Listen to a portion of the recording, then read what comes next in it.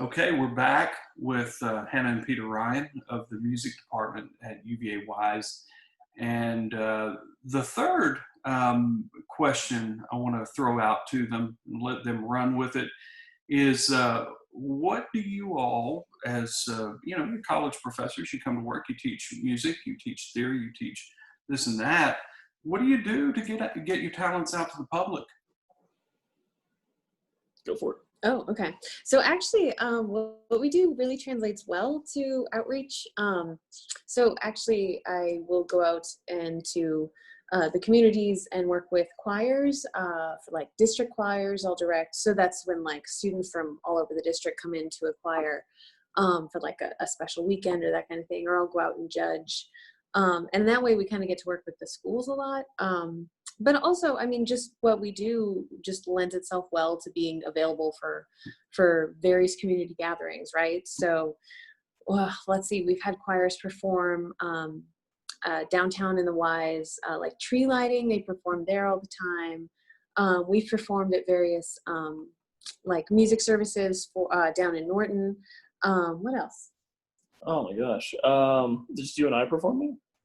Oh, well, I mean, just intrinsically our research, which for me is performing and for her is directing choirs, just translates into being service almost. It's like they're hand in hand because we perform for the public, right?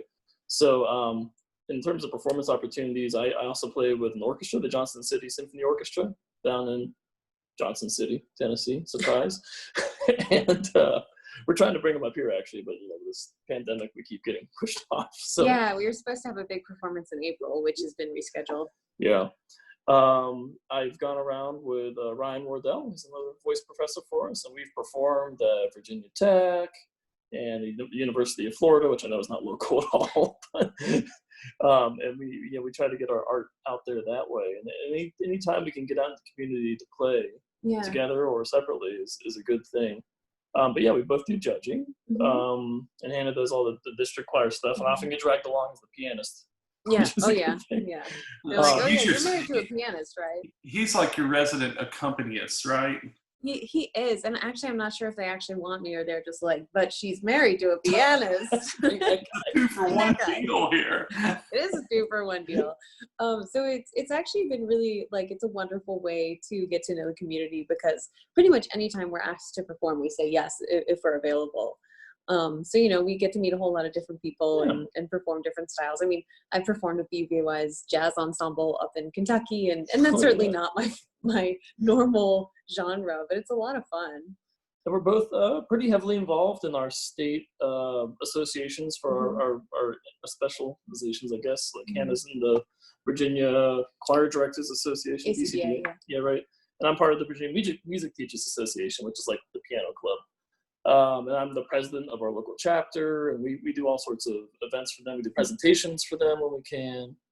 You do your recital, like your community recitals? Oh yeah, right. So we try to bring people to campus too. So I have every semester a recital at the end of the semester for all the area piano students. And currently we just have people in the Wise County that are coming to this, but I try to invite, I call it the Coalfield area piano recitals. I'm trying to get Kentuckians to come down and Tennesseans to come up and North Carolinians to come over. I guess. Yeah, right, over the mountain. Well, Hannah, you had mentioned... Sorry, it's like a big question. You had mentioned, Hannah, that you had an interest in building a music program for kids in the region. Oh yeah, so we've been working on for the past, year and a half now. So it's called the Appalachian Music Project, and it's this idea of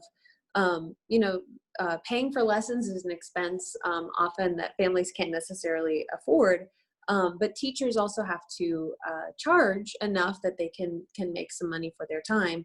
So we had talked about creating a program that would kind of bridge that gap. So it's essentially a subsidized lessons program, and it was pretty close to being off and running, and then a pandemic happened. so it's currently on hold. Right. Well, it fits in with everything else that's on hold, huh? Exactly. But we're really hopeful that this will help.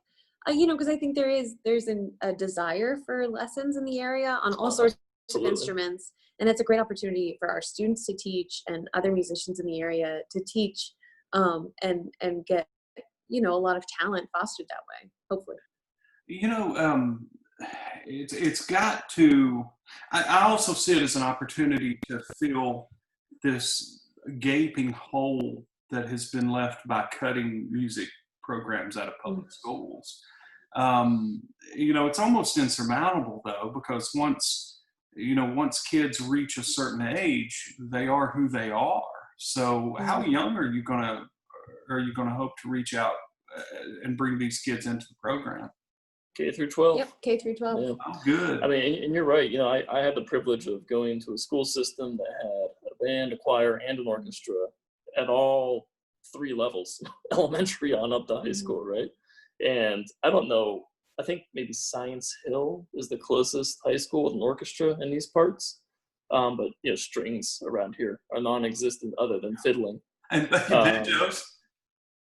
Right? Oh, yeah. Oh, sorry, I meant like the yeah. But it's just a different world, different kind of music, and Science Hill. And that's interesting, however, though, because Science Hill is about your most upper middle class high school neighborhood that you have in the Dry Iowa region too. Yeah. That kind of speaks to who's cutting it out and who's not cutting it out, doesn't it?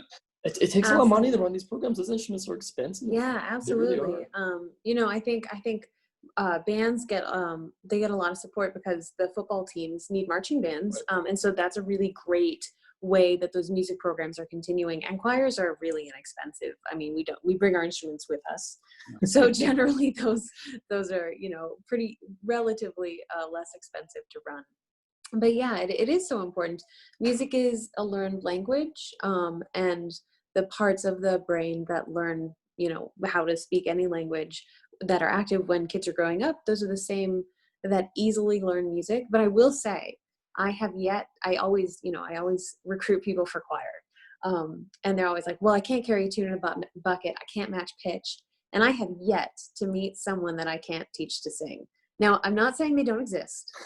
And I may not guarantee you'll be invited to sing in Carnegie, but I have not yet met someone who I couldn't teach to sing at all. Well, that explains Britney Spears, doesn't it? I haven't heard Oh, that. did I say that out loud? I'm sorry. I hope Britney's people don't sue me over this. No, that's interesting though, because I'm one. I'm really great in the shower. I mean, I can sing in the shower. I can sing in the car alone. I would never open my mouth in public, but those other things. But I would imagine that it does take a certain amount of talent. But you're almost saying like it doesn't take that much talent. It takes more desire and interest. I mean, some people come to it faster. Yeah, some people I think learn. Oh, we have a guest. I think Don had a cat-related incident. We have a theme, ladies and gentlemen. We do. We're just hoping for no baby-related incidents. Yeah, as long as the baby doesn't start walking on the table. I'm waiting for my phone to ring. Yeah, no, it's absolutely a physical skill, and it's I think it is something that for some people the physical skill might be easier for them to grasp, or they just grasp it more quickly. But absolutely, I think it's just like learning any other skill, and there is so much mystique around it. It's interesting though, because I guess we're talking about training muscles, right? Yes, you are. And we can't even train a cat, so. Training muscles and brains, which are muscles too, right? No, To it just really is. Do these patterns that we're not used to doing, but they're And not inconceivable. It's one of my favorite things actually is to teach my students, my voice students. I teach vocal pedagogy, which is just how the voice works. And because we can't see our instruments, there's so much mystique around it. And when they start to actually learn the components of their voice, it's amazing to take that into their lessons. And they're like, oh, well, this is happening because of this. And you're like, absolutely. That's exactly what's happening. And now you understand it. People really want to believe that it's something that only a select few have. As a matter of fact, we and Michael McNulty were on the trip to Austria, and we were presenting at an educational conference, and I decided to give a talk on teaching talent and how I feel that a lot of it, because for instance, on the piano, there's pedals at the bottom of the piano, right? And a lot of us learn them when we're real young, and we don't really remember exactly how we came to perfecting them. And so teaching other students how to use these things can be tricky because it's something that we just sort of came to. And so the whole talk is about sort of reverse engineering your skill sets and like digging into your brain and figuring out how you can talk about these things that came to you naturally to some other student who's having trouble with them, right? Because some of us are great at some things but terrible at others. Anyhow, it sort of blew up and it turned into this whole big discussion about between me and the audience about how some people really are just talented. And I had said that one component of what we perceive as talent is hard work was the term I used. And I really probably just sort of said work because this thing came up where they're trying to say how Mozart didn't work hard because He enjoyed it. he enjoyed it. So he never worked hard Yeah, a day in his that life. And I was like, doesn't That guy did nothing but play so music. there's a lot of kind of different philosophies about it. But we believe it's something you learn and you can teach. Well, I kind of agree with you. I was interested when you said something. You said, I probably should not admit this on camera, but I have students who ask me how to study. I never really studied very much. Yeah. It just kind of, I can just remember important stuff. Mm-hmm. And I'm lucky. Thank goodness I can do those things. Now, I have no idea why I went to the grocery store, but I do know a lot of history stuff. And I often think about, how do you deal with students who may not have that special talent in this one area? And it's humbling, really, to think about, how do you talk to them? You don't say, oh, by the way, you just don't have any talent. Yeah. Well, some people do say that. Yeah. Yeah, and you got to build them up. You've got to give them something to work with, and I think that's what makes us good professors when we think about all those different concerns and considerations, and maybe we're lucky enough to actually be able to come up with a suitable explanation that can be helpful to them. Yeah, I think that's one of the things that drew me to teaching music is that I faced every challenge as a vocalist. I was honestly really not one of those naturally talented people. I only had one professor in my undergrad want to take me on as a solo student. And so that's why I love teaching voice, because you get that opportunity to work with someone and help them realize these skills that they maybe at a place bigger than UVA-Wise, they might not have that opportunity. Yeah, that sounds like the purpose of a small college, doesn't it? To try to identify talent, particularly talent that hasn't really manifested itself publicly yet. And I guess we all get lucky, and we do get students who kind of bloom under our guidance.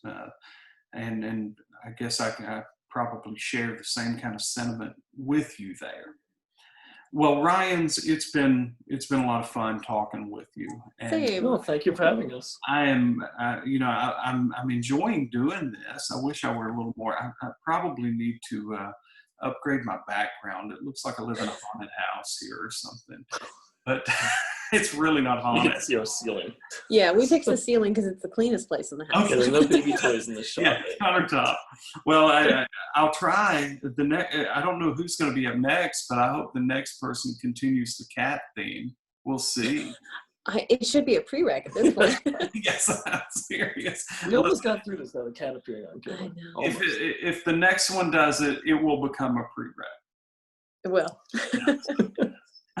Okay, well, Hannah and Peter Ryan, thank you so much. I've enjoyed the heck out of this. We'll get this Us uploaded to Facebook and see what the world says about it. Hopefully they'll say kind things. Thanks for having us. This was a lot of fun. Thanks, Brian. Yeah. Right. We'll see you soon. Okay. Take care.